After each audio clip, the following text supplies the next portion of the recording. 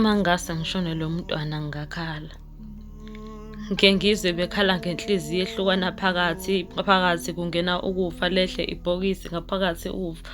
Ufana nenhlabathi emboza ithuba lempilo liphikwe emazulwini bathi siyamlanda uyabizwa emazulwini. Ezinzulwini zobusuku izindlebe zisalalele ukukhala kwakho akuvuse ulele ukhumbule.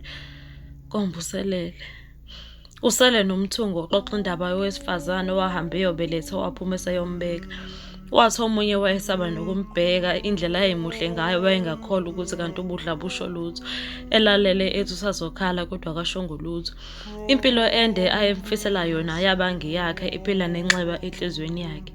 Okwenza impilo ingabi nalo iqiniso ukuphucwa iqatha emlonyeni, emoyeni bephila befile befise asebahamba bayabuya noma ukubona uJehova bese bayambuza. Amathuna angangetende yesandla sihamba siwafulathela sengaze sikhala kakhulu izinyembezi ziyowathela. Sinyathela ngokucophelela siyincengile lempilo abanye asebefisa nokuthi ingaphela ngoba namandla ayaphela bechaza ngezibazi ezingafuni ukuphela.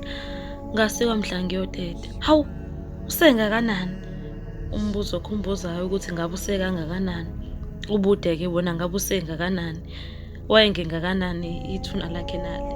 Nezintanga zakhe zingifikisela ngosizi ngibabukela belola imsizi ngabe nami ngiyathenga kepha-ke nobaleza akusizi kona siyaliphila usizi.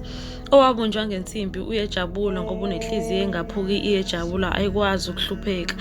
Ojabula mawusathetha ngoba lo phezulu oshaya imithetho kwabaya kabanga nobulungiswa. Bephila injabulo yokulingiswa ngoba okonakala angeke kusalungiswa usashiya.